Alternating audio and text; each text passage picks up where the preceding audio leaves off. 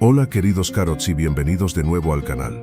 Hoy estoy especialmente emocionado, porque no vamos a contar la historia de un solo hombre o de una sola batalla. Hoy vamos a hacer algo que a todos nos encanta. Vamos a abrir las puertas de la arena del debate para enfrentar a dos de los pesos pesados más legendarios de la historia militar. Olvidaos de debates modernos. Esto es la final de la Champions League del mundo antiguo, el combate por el título indiscutible de la máquina de guerra más dominante de la historia. En una esquina tenemos al campeón del mundo helenístico, el sistema que conquistó desde Grecia hasta la India. En la otra, al aspirante que no solo lo destronó, sino que construyó un imperio que duraría más de 1000 años.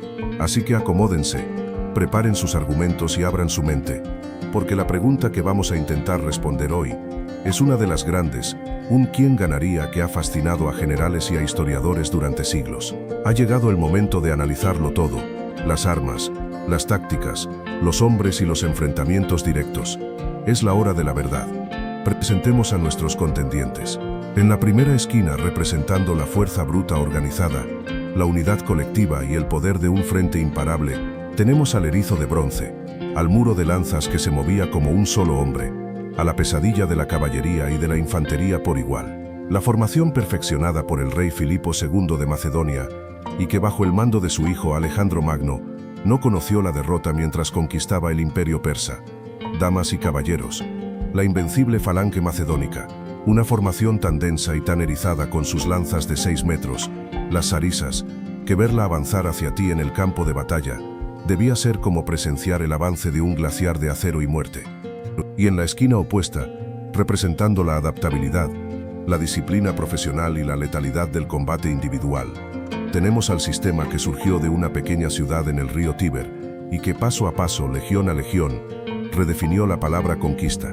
La máquina de guerra que no solo construyó un imperio, sino que lo mantuvo unido durante siglos a través de la ingeniería, la ley y una capacidad de lucha sin igual. El sistema que era tan bueno construyendo un fuerte como desmantelando a sus enemigos. Damas y caballeros, la todopoderosa legión romana. Un sistema que no dependía de un muro de lanzas, sino de la flexibilidad de sus unidades y de la espada corta, el gladius, en manos de los soldados más completos de la antigüedad. Este vídeo no es solo una simple comparación de una lanza larga contra una espada corta. Es el choque de dos filosofías de guerra completamente diferentes. Por un lado, la falange representa la supremacía del colectivo. El falangita individual era casi irrelevante. Su poder residía en su unión con sus compañeros, en mantener la cohesión de ese muro de escudos y lanzas. Su fuerza era la de un bloque sólido, una roca inamovible diseñada para aplastar todo lo que tenía delante. Su lema era la unidad a toda costa. Por otro lado, la legión representa el poder de la flexibilidad y la iniciativa. Era un sistema de sistemas, un organismo compuesto por unidades más pequeñas, manípulos y cohortes, capaces de operar de forma independiente en el caos de la batalla. Empoderaba al legionario individual, un soldado entrenado no solo para mantener una línea, sino para lanzar su jabalina, el pilum, y luego entrar en un combate cuerpo a cuerpo brutal y personal. La legión no era una roca, era como el agua capaz de fluir, de rodear, de encontrar las grietas en las defensas del enemigo y de adaptarse a cualquier terreno o situación. Su lema era la adaptabilidad por encima de todo. Entonces, ¿cómo vamos a resolver este debate monumental? A lo largo de este documental, vamos a desglosar cada uno de estos titanes pieza por pieza. En los próximos capítulos, analizaremos en profundidad el equipamiento, el entrenamiento y la estructura de la falange, para entender de dónde venía su poder. Haremos lo mismo con la legión, explorando las claves de su éxito y su increíble capacidad de recuperación tras las derrotas. Compararemos al hombre que había detrás del escudo, al falangita y al legionario, para entender qué tipo de guerrero producía cada sistema. Y luego, llegaremos al clímax. Seremos testigos del momento en que la historia, en su sabiduría, los puso frente a frente en el campo de batalla. Reviviremos las batallas cruciales en las que la falange y la legión chocaron directamente. Enfrentamientos que decidieron el destino de reinos y que nos ofrecen la prueba histórica, y no solo teórica, de cuál de los dos sistemas era superior cuando realmente importaba. Finalmente, tras analizar toda la evidencia, daremos un veredicto. Intentaremos responder de una vez por todas a esa pregunta eterna. Pero antes de presenciar el choque, debemos conocer a fondo a los luchadores. Y nuestro primer contendiente es el más antiguo, el más rígido, el muro de lanzas que se extendió desde las llanuras de Grecia hasta las arenas de la India. comencemos nuestro análisis con la falange. Claro que sí. Dejamos la introducción y nos sumergimos de lleno en el análisis de nuestro primer titán. Vamos a desglosar la máquina de guerra que en manos de un joven rey se convirtió en la dueña del mundo conocido. Capítulo 2. La falange, el erizo de bronce de Alejandro Magno. Para comprender a la falange, primero debemos entender que no es una sola cosa. La idea de hombres luchando hombro con hombro en una formación densa, con lanzas y escudos, es tan antigua como la propia guerra. Los sumerios la usaron, y los hoplitas de las ciudades-estado griegas, como los famosos espartanos, la perfeccionaron hasta convertirla en un arte. Pero la formación que nos interesa, la que se enfrentaría a Roma, es una evolución, una bestia diferente. Es la culminación de esa idea, una versión llevada a su extremo más letal por el genio militar de un rey, Filipo II de Macedonia. A mediados del siglo IV a.C., Macedonia era un reino considerado casi bárbaro por los sofisticados griegos del sur. Era una tierra de montañas y pastores, acosada por sus vecinos y desgarrada por las luchas internas. Cuando Filipo II ascendió al trono, heredó un ejército desorganizado y una nación al borde del colapso, pero Filipo era un visionario. Se dio cuenta de que para que Macedonia sobreviviera y prosperara, necesitaba un ejército revolucionario, y se dedicó a crearlo. Tomó el concepto de la falange hoplita y lo transformó de una formación principalmente defensiva en un arma ofensiva, en el martillo que usaría para unificar Grecia y que su hijo Alejandro usaría para conquistar el mundo. La pieza central de esta revolución fue una nueva arma, una lanza de una longitud tan desproporcionada que cambió para siempre la geometría del campo de batalla, la sarisa. Mientras que la lanza de un hoplita griego medía unos 2 o 3 metros, la sarisa macedónica medía entre 4 y 6 metros, y en ocasiones incluso más. Estaba hecha de madera de cornejo dura y flexible, y tenía una punta de hierro afilada y una contera de bronce en la base para poder clavarla en el suelo. Era tan larga y pesada que requería ser empuñada con las 2 manos. Esta simple innovación tuvo un efecto dominó en todo el equipamiento y la formación. Al necesitar las 2 manos para la sarisa, el soldado de la falange, el falangita, no podía sostener el gran escudo pesado de los hoplitas. En su lugar, llevaba un escudo mucho más pequeño, la pelta, que se colgaba del cuello y el hombro izquierdo, cubriendo apenas una parte de su cuerpo. Esto significaba que su protección no era individual, sino colectiva.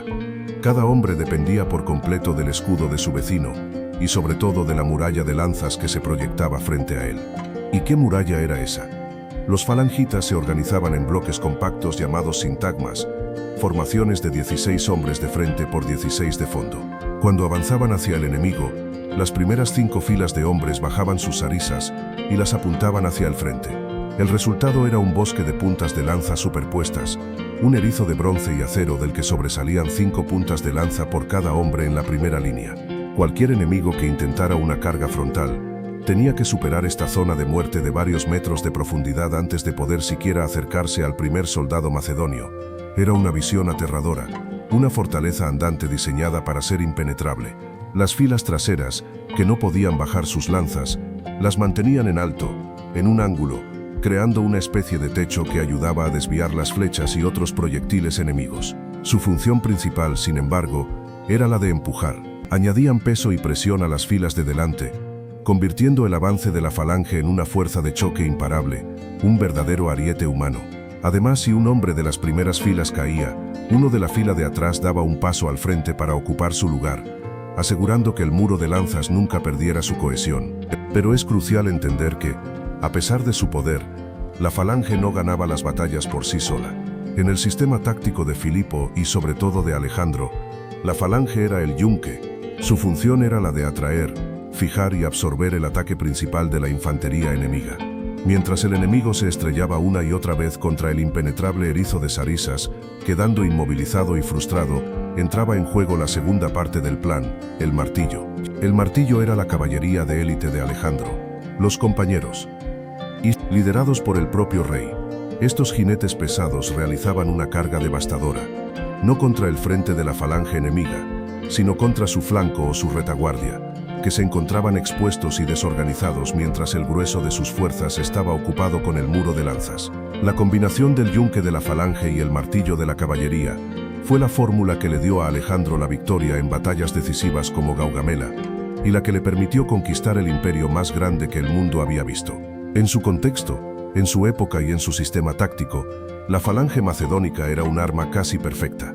Su avance era psicológicamente aterrador y físicamente imparable. Pero su misma perfección era también su mayor debilidad. Era un sistema hiperespecializado, diseñado para una sola cosa, el combate frontal en terreno llano.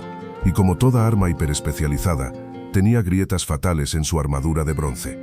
Su principal debilidad era su vulnerabilidad. Era un arma unidireccional. Si un enemigo lograba de alguna manera rodearla y atacar sus flancos o, peor aún, su retaguardia, la falange se desintegraba. Los falangitas, con sus larguísimas y torpes sarisas, no tenían forma de girarse rápidamente. En un combate cuerpo a cuerpo desorganizado, con sus pequeños escudos y sus espadas cortas como último recurso, no eran rivales para soldados entrenados en la lucha individual. Además, su eficacia dependía por completo de su cohesión, y esa cohesión dependía del terreno.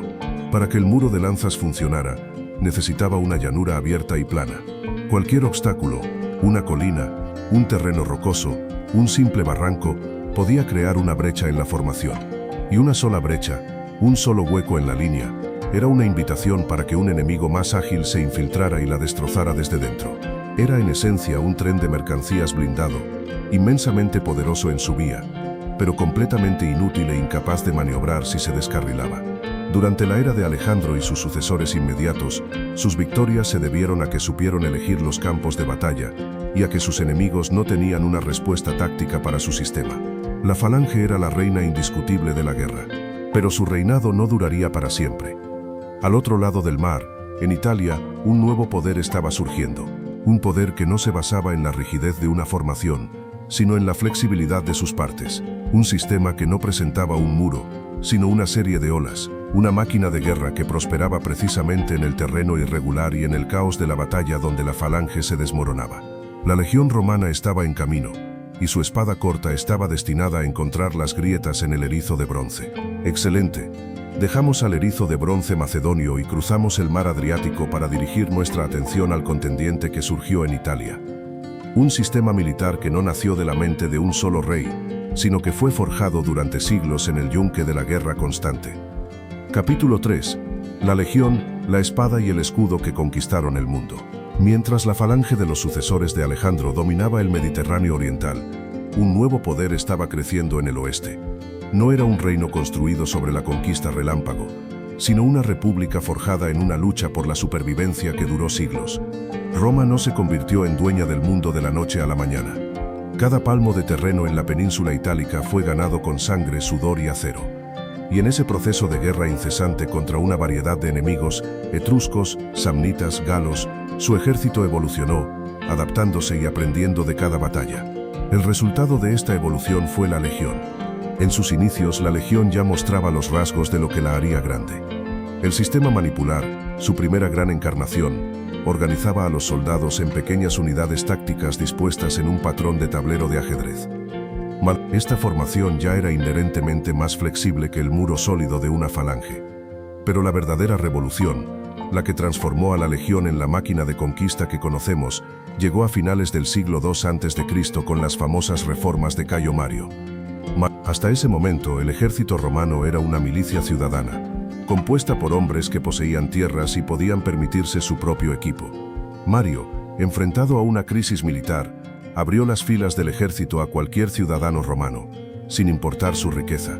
Convirtió el servicio militar en una profesión, una carrera. Los legionarios ya no eran granjeros que luchaban en verano, eran soldados a tiempo completo, que servían durante 20 años. Esto creó una fuerza de veteranos altamente entrenados, endurecidos por años de campaña, y cuya lealtad no era una idea abstracta de Roma, sino a su general, a su estandarte, y sobre todo a la propia legión. El legionario profesional había nacido, y con él el instrumento que conquistaría el mundo. Para entender el éxito de la legión, debemos analizar las herramientas que empuñaba. Su equipamiento era una sinfonía de ingeniería letal, donde cada pieza estaba diseñada para trabajar en perfecta armonía con las demás.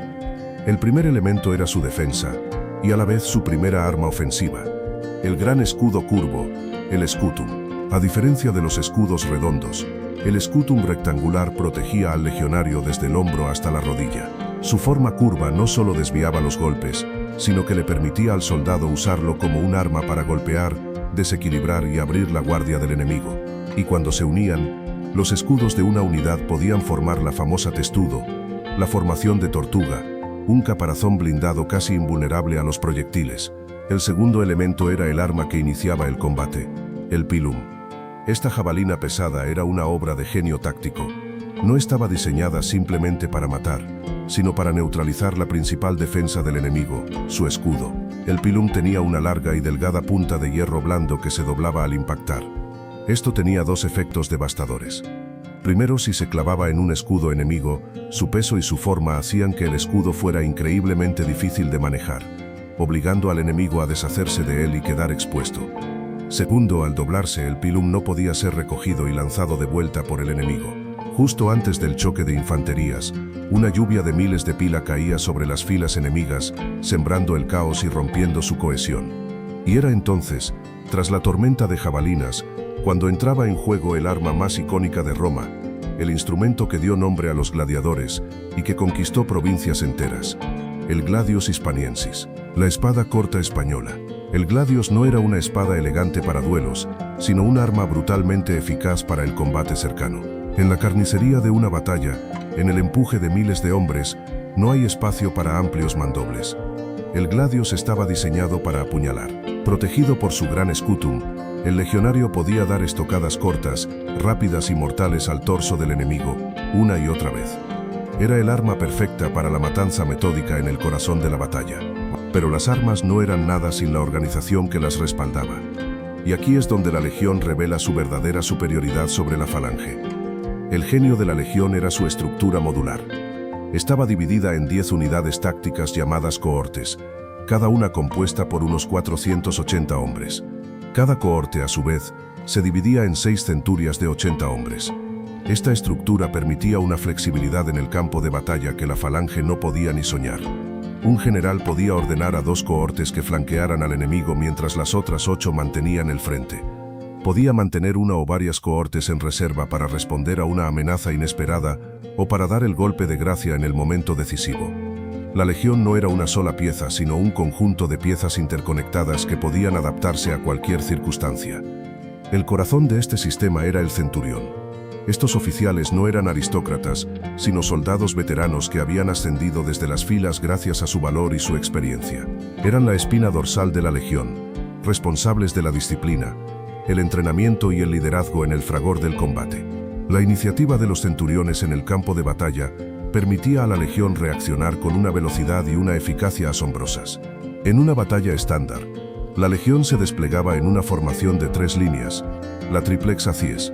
La primera línea entraba en combate, y cuando sus hombres comenzaban a cansarse, se retiraban ordenadamente a través de los huecos dejados en la segunda línea, que avanzaba con tropas frescas para continuar la lucha, y detrás de ellos aún quedaba una tercera línea de reserva, los veteranos más duros, listos para entrar en la refriega. Esto significaba que la legión podía mantener una presión constante y renovada sobre un enemigo que se agotaba, una ventaja psicológica y física abrumadora. Y por si fuera poco, el legionario no era solo un soldado, era un constructor. Cada noche, sin importar dónde estuvieran, las legiones construían un campamento fortificado, un castrum, con su foso, su empalizada y sus calles organizadas. Eran capaces de construir puentes, carreteras y las más formidables máquinas de asedio. Esta capacidad de ingeniería los convertía en una fuerza de conquista total, capaz de proyectar el poder de Roma en cualquier rincón del mundo y de mantenerlo. Al final, sin embargo, el arma más grande de Roma no era de madera o de acero, era su mentalidad. La disciplina romana era legendaria y brutal, pero su rasgo más aterrador era su increíble capacidad de recuperación, su negativa a aceptar la derrota. Un general romano podía perder una batalla, una legión podía ser aniquilada, Roma podía sufrir derrotas catastróficas, como en Canas contra Aníbal. Pero Roma nunca perdía una guerra. Simplemente absorbía el golpe, levantaba nuevas legiones, aprendía de sus errores y volvía, más fuerte y más decidida, hasta que su enemigo era completamente aniquilado. Era esta tenacidad implacable, esta voluntad de hierro de perseverar hasta la victoria final, lo que la convirtió en la dueña del Mediterráneo. Ahora los 2 titanes han sido presentados. Por un lado, el erizo de bronce macedonio, el muro de lanzas perfecto en su rigidez. por otro, la legión romana, el sistema adaptable y flexible que se nutría del caos. La teoría ha sido expuesta. El escenario está listo. La única pregunta que queda por responder es, ¿qué ocurrió cuando estas dos filosofías de la guerra, estos dos gigantes de la antigüedad, finalmente se encontraron cara a cara en el campo de batalla? Excelente. Ahora llegamos al corazón de nuestro debate. El momento que todos estabais esperando. Dejamos atrás la teoría y nos sumergimos en el estruendo y la sangre de la historia. Es hora de ver qué sucedió cuando estos dos titanes de la guerra, estas dos filosofías del combate, finalmente se encontraron cara a cara. Capítulo 4. El choque de mundos, cuando la legión se enfrentó a la falange. Tras la muerte de Alejandro Magno, su vasto imperio se fracturó en una serie de reinos helenísticos gobernados por sus generales, los diádocos. El corazón de este mundo, el reino de Macedonia, continuó siendo una potencia formidable, y su ejército, armado con la falange, seguía siendo considerado el sistema militar más poderoso de la tierra. Durante más de un siglo, los reyes macedonios dominaron Grecia y los Balcanes, su poder aparentemente inexpugnable. Pero al otro lado del mar Adriático, la República Romana, habiendo consolidado su dominio sobre Italia, comenzaba a mirar hacia el este. La colisión entre la superpotencia establecida del mundo griego y la ambiciosa y ascendente potencia de Italia era inevitable. Este enfrentamiento no sería solo una guerra entre dos naciones por el control de Grecia. Sería una prueba de fuego, un juicio por combate entre dos sistemas militares, dos visiones de la guerra que habían dominado sus respectivas eras. La historia misma contenía la respiración, esperando para ver qué filosofía prevalecería y por tanto qué poder dominaría el futuro del Mediterráneo. El primer gran examen llegó en el año 197 a.C., durante la Segunda Guerra Macedónica. En el campo de batalla se encontraron el cónsul romano Tito Quincio Flaminino, al mando de sus legiones, y el rey Filipo V de Macedonia, al frente de su falange. Los ejércitos eran de un tamaño similar, preparando el escenario para una confrontación perfectamente equilibrada. Pero una batalla no solo la deciden los hombres y sus armas, sino también la tierra sobre la que luchan. Y el destino quiso que el enfrentamiento tuviera lugar en un terreno que sellaría la suerte de la falange: las colinas de Cinoscéfalos. El nombre Cinoscéfalos significa cabezas de perro, en referencia a la forma de las colinas escarpadas y el terreno accidentado de la zona. Era un paisaje de pendientes pronunciadas y valles estrechos, el peor escenario posible para una formación que dependía de una cohesión perfecta y de un terreno llano para ser efectiva. La batalla comenzó casi por accidente. Envuelta en la espesa niebla de la mañana, unas pequeñas avanzadillas de ambos ejércitos se encontraron mientras exploraban las colinas. La escaramuza inicial fue escalando a medida que ambos bandos enviaban refuerzos, hasta que los dos ejércitos principales se vieron arrastrados a una batalla a gran escala en un terreno que ninguno de los dos comandantes había elegido. En un primer momento, el poder de la falange se manifestó en todo su terrorífico esplendor. El ala derecha del ejército macedonio, que logró desplegarse en una ladera relativamente suave, bajó sus sarisas y cargó cuesta abajo. La legión romana que se le oponía fue simplemente arrollada. El muro de lanzas era imparable. El frente romano se rompió y sus hombres huyeron en desbandada. Desde su posición, Filipo V debió de pensar que la victoria era suya. Pero mientras su ala derecha triunfaba, su ala izquierda, comandada por su general Nicanor, luchaba por formarse en la cima de las colinas, en un terreno mucho más abrupto. La formación se desordenó, aparecieron huecos y fisuras en el erizo de lanzas, y la legión romana, a diferencia del ejército al que la falange estaba acostumbrada a enfrentarse, estaba diseñada para explotar precisamente ese tipo de caos. Flaminino, el cónsul romano, viendo el desastre en su flanco izquierdo, no entró en pánico. Dirigió a su victoriosa ala derecha contra la desorganizada izquierda macedonia, haciéndola retroceder con facilidad.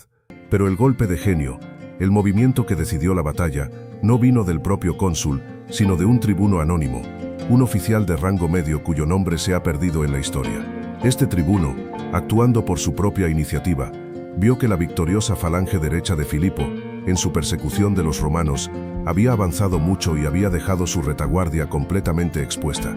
Tomó una decisión que ningún comandante de un ejército helenístico habría concebido. Separó a 20 manípulos de la línea de reserva, unos 2000 hombres, y en lugar de continuar el ataque frontal, giró y marchó rápidamente para atacar por la espalda al muro de lanzas macedonio. El resultado fue una masacre. Los falangitas, atrapados con sus larguísimas sarisas apuntando inútilmente hacia adelante, no tenían forma de enfrentarse a los legionarios que ahora les apuñalaban en la espalda y los costados. Su pequeña espada era un arma inútil, y su escudo, demasiado pequeño. La formación que había sido su mayor fortaleza se convirtió en una trampa mortal. La invencible ala derecha macedonia se derrumbó en cuestión de minutos. La batalla de Cinoscéfalos fue una victoria romana aplastante y una lección brutal sobre la rigidez de la falange. Una generación más tarde, la historia se repetiría, esta vez de forma aún más decisiva. En el año 168 a.C., en la batalla de Pydna, el hijo de Filipo, el rey Perseo de Macedonia, se enfrentó a un ejército romano liderado por el veterano general Lucio Emilio Paulo.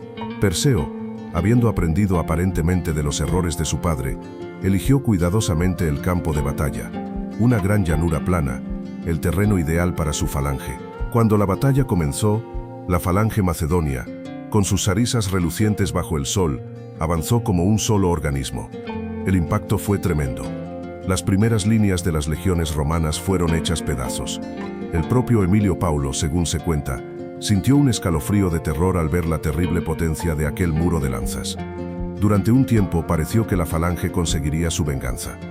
Pero Paulo era un general experimentado y mantuvo la calma. Ordenó a sus legiones que no rompieran filas, sino que llevaran a cabo una retirada controlada, cediendo terreno lentamente y atrayendo a la falange hacia las estribaciones de unas colinas cercanas, donde el terreno comenzaba a ser irregular. A medida que la falange avanzaba en su persecución triunfal, ocurrió lo inevitable. El terreno, cada vez más accidentado, comenzó a alterar su perfecta cohesión. Se abrieron pequeñas brechas en la línea, algunas de apenas el ancho de un hombre. Para la falange, estas pequeñas fisuras eran un inconveniente menor. Para la legión, eran la clave de la victoria. Paulo dio la orden. Los centuriones gritaron a sus hombres, no para que cargaran de frente, sino para que se infiltraran. Los legionarios, actuando en pequeños grupos flexibles, se lanzaron hacia esas grietas. Dejaron de ser una línea y se convirtieron en un enjambre de avispas que se colaba en el interior de la formación enemiga. Una vez que un legionario pasaba la barrera de las 5 primeras sarisas, el falangita estaba perdido. En el combate cuerpo a cuerpo, la larga y pesada sarisa era un estorbo inútil. El falangita no tenía espacio para maniobrar. El legionario, en cambio, estaba en su elemento. Protegido por su gran escutum, usaba su gladius para apuñalar y acuchillar desde abajo, destripando a los impotentes soldados macedonios. En menos de una hora, la batalla pasó de ser una posible victoria macedonia a una aniquilación sistemática. La orgullosa falange fue destrozada desde dentro hacia afuera. La derrota fue total, y con ella el reino de Macedonia dejó de existir como potencia independiente. El choque de mundos había concluido. El veredicto de la historia, escrito en los campos de Cinoscéfalos y Pydna, fue claro e inequívoco. La falange, aunque formidable en condiciones perfectas, era una reliquia, un campeón de una era pasada. Su rigidez era una debilidad fatal. La legión, con su flexibilidad, su disciplina y su adaptabilidad, había demostrado ser el sistema de guerra superior. El muro de lanzas se había roto. La era de la espada y el escudo había comenzado. Capítulo 5. El hombre tras el escudo, legionario versus falangita. Para entender de verdad por qué la legión superó a la falange, no basta con analizar los diagramas de las batallas. Debemos adentrarnos en la mente y el cuerpo del guerrero individual. ¿Qué significaba ser un soldado en cada uno de estos sistemas? ¿Cómo era su entrenamiento, su mentalidad, su papel en el fragor del combate? Porque una formación militar no es más que la suma de los hombres que la componen. Y es en la diferencia fundamental entre el legionario y el falangita donde encontramos la clave de la victoria de Roma. Empecemos por el soldado del mundo helenístico, el falangita. El hombre que formaba el erizo de bronce de Macedonia era por lo general un campesino o un pastor, reclutado para servir a su rey. Su vida civil era la norma, su servicio militar, un deber para con su soberano y su nación. Su entrenamiento, por tanto, estaba enfocado casi exclusivamente en una única y primordial habilidad, la disciplina colectiva. El objetivo de su instrucción no era crear un duelista experto, sino un engranaje perfecto para una gran máquina. Pasaba incontables horas aprendiendo no a luchar, sino a marchar. Marchar en perfecta sincronía, manteniendo la distancia exacta con el hombre de al lado, de delante y de detrás.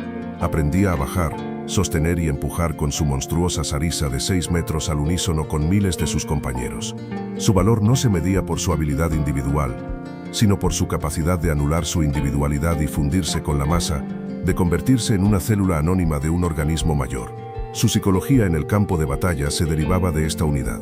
El coraje del falangita no provenía de su confianza en sí mismo, sino de la confianza en la formación. Se sentía seguro rodeado por el bosque de lanzas amigas que le precedían y por la masa compacta de cuerpos que le empujaban por detrás. Su identidad se disolvía en la del sintagma, su unidad. Su mayor virtud no era la agresividad, sino la firmeza. Su principal mandamiento era no romper la línea, no ceder terreno, bajo ninguna circunstancia. En el combate su papel era físicamente agotador pero tácticamente simple. Sostener la pesada lanza con ambas manos, apuntar al frente y empujar. Era una parte viva de un muro, una pica humana en un puercoespín gigante. Su función era absorber la carga enemiga y ejercer una presión irresistible. Pero si la línea se rompía, si el caos se imponía y un enemigo lograba infiltrarse en la formación, su especialización se convertía en su mayor debilidad. Con su larga y torpe sarisa inútil en el cuerpo a cuerpo y su pequeño escudo ofreciendo una protección mínima, el falangita era una presa fácil para un espadachín más ágil. Era un maestro de un solo arte, y fuera de ese contexto estaba perdido. Ahora crucemos el mar y examinemos a su oponente, el legionario romano. Tras las reformas de Mario, el legionario no era un ciudadano granjero cumpliendo un servicio temporal. Era un profesional de la guerra. A menudo se alistaba siendo joven y pobre, viendo en el ejército una carrera, una oportunidad de ganar un sueldo, de ver mundo y de recibir una parcela de tierra al retirarse tras 20 o 25 años de servicio. La legión era su trabajo, su hogar y su familia. Esta mentalidad de carrera profesional lo cambió todo. El entrenamiento del legionario era mucho más completo y riguroso. Por supuesto, la disciplina y la lucha en formación eran fundamentales, pero iban mucho más allá. El legionario era sometido a marchas brutales, recorriendo decenas de kilómetros al día cargado con más de 30 kilos de equipo, lo que les valió el apodo de las mulas de Mario. Se le enseñaba a construir un campamento fortificado cada noche, una proeza de ingeniería que convertía a cualquier legión en una fortaleza móvil. Y crucialmente, su entrenamiento de combate no se centraba solo en la unidad, sino también en la eficacia individual. Practicaba incansablemente con su equipo. Se le enseñaba a lanzar el pilum con una fuerza y una precisión devastadoras, y pasaba horas y horas entrenando con el gladius. Usaban espadas de madera y escudos de mimbre que eran el doble de pesados que el equipo real, para que en la batalla sus movimientos fueran más rápidos y ligeros. Se le enseñaba a no dar grandes mandobles, sino a usar su gran scutum como un arma para desequilibrar al enemigo y crear una apertura para dar una estocada corta, rápida y letal. El legionario era un asesino profesional, entrenado para matar de la forma más eficiente posible en la carnicería del combate cuerpo a cuerpo. La mentalidad del legionario era, por tanto, una mezcla de cohesión y autonomía. Confiaba ciegamente en la disciplina de su centuria y en la autoridad de su centurión, un veterano endurecido que había ascendido desde las filas. Pero al mismo tiempo, se esperaba de él que tomara la iniciativa. Si veía una brecha en la línea enemiga, no esperaba una orden, la explotaba. Si su centurión caía, no entraba en pánico, seguía luchando. Era agresivo, adaptable y absolutamente implacable. En el campo de batalla, su papel era dinámico y multifacético. Lanzaba su pilum para desorganizar al enemigo. Avanzaba protegido por su escudo. Apaleaba, empujaba y apuñalaba con su espada. Y cuando se cansaba, se retiraba a través de las filas para que un compañero fresco ocupara su lugar. Era un participante activo y versátil en una danza mortal, no un componente estático de un muro.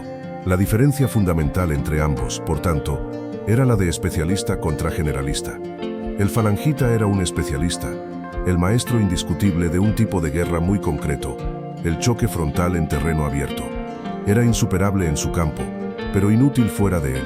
El legionario, en cambio, era el hombre del renacimiento de la guerra antigua. Era un soldado, un ingeniero, un constructor y un luchador individual formidable. Era un navaja suiza militar, un sistema que quizás no era el mejor en una única cosa, pero que era extremadamente bueno en todas las facetas de la guerra. Y fue esta diferencia a nivel individual la que explica el resultado a nivel colectivo. Cuando las perfectas condiciones para la falange desaparecían, cuando el terreno se volvía irregular y la batalla se fragmentaba en una serie de combates caóticos, el sistema que había producido al soldado más completo, más adaptable y más autosuficiente, inevitablemente, prevaleció. El sistema que valoraba la flexibilidad del individuo dentro de la unidad derrotó al que exigía la sumisión del individuo a la rigidez de la formación. Capítulo 6. Análisis final. ¿Por qué ganó la Legión? Hemos analizado a los dos titanes por separado. Hemos visto sus armas, sus formaciones y a los hombres que las componían. Hemos sido testigos de sus enfrentamientos directos en los campos de batalla que decidieron el destino de sus naciones. Ahora, con toda la evidencia sobre la mesa, ha llegado el momento de emitir el veredicto.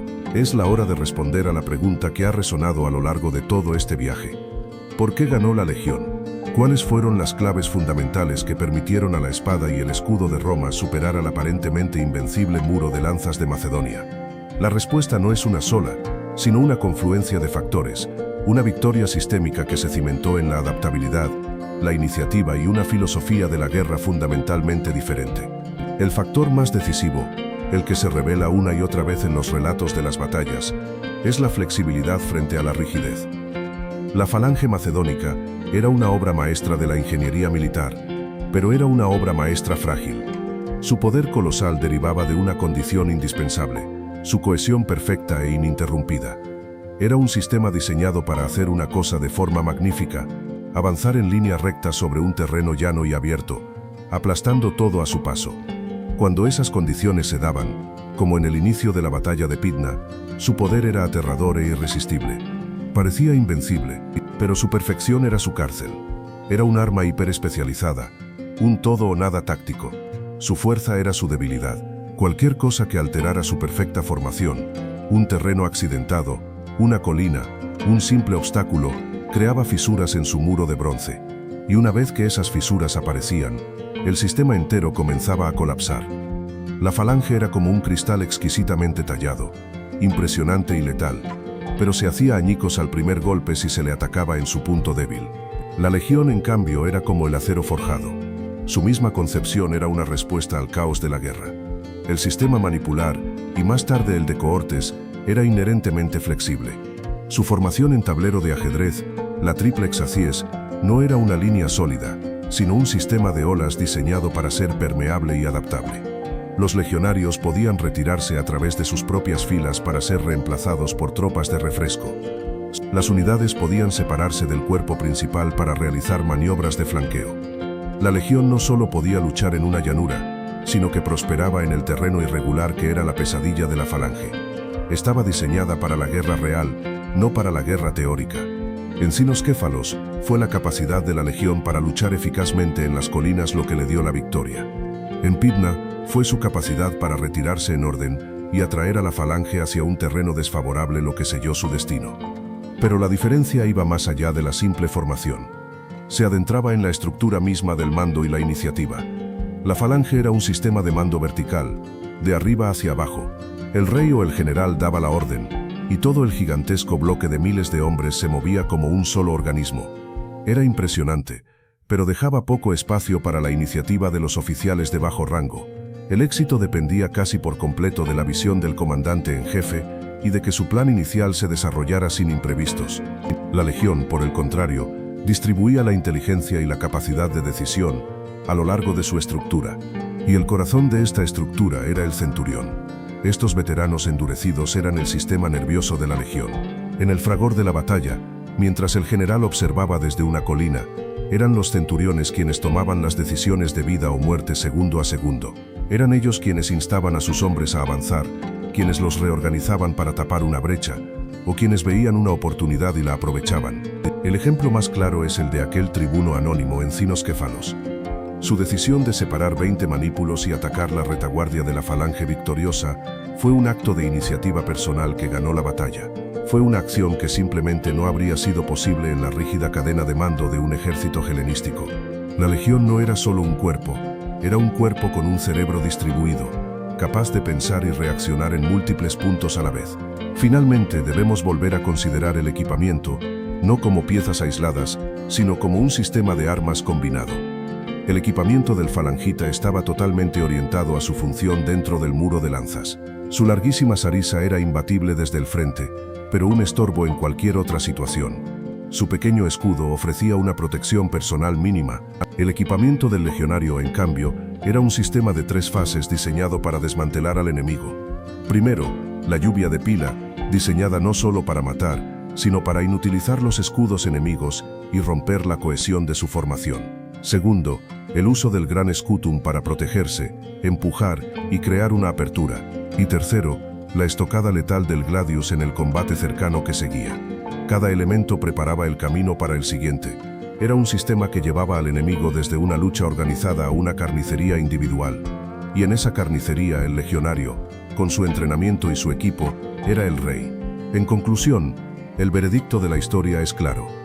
La falange no fue derrotada porque fuera débil. En su contexto y en su momento, fue una de las formaciones más poderosas jamás concebidas. Fue derrotada porque era un sistema especializado que se enfrentó a un sistema generalista y adaptable. Fue la obra maestra de un genio contra el producto perfeccionado de siglos de evolución pragmática. La Legión ganó porque la guerra es por naturaleza caótica e impredecible. Y la Legión estaba diseñada para el caos. Ganó porque sus soldados eran profesionales más completos y versátiles. Ganó porque su estructura de mando fomentaba la iniciativa y la capacidad de reacción. No era simplemente una mejor formación, era un sistema de guerra superior en su totalidad, el arma definitiva de un pueblo práctico, disciplinado e implacable. Su victoria sobre la falange no solo marcó el fin de la supremacía militar griega, sino que confirmó sin lugar a dudas que el futuro de la guerra y con él el del mundo pertenecía a Roma. Capítulo 7. El legado de los titanes. ¿Cómo definieron la guerra para siempre? El polvo se asentó en los campos de Pydna y Cinoscéfalos, y con él se asentó un nuevo orden mundial. La victoria de la Legión sobre la falange no fue simplemente el triunfo de un sistema militar sobre otro, fue el veredicto final de la historia sobre qué poder dominaría el Mediterráneo, y por extensión, daría forma al futuro de Occidente.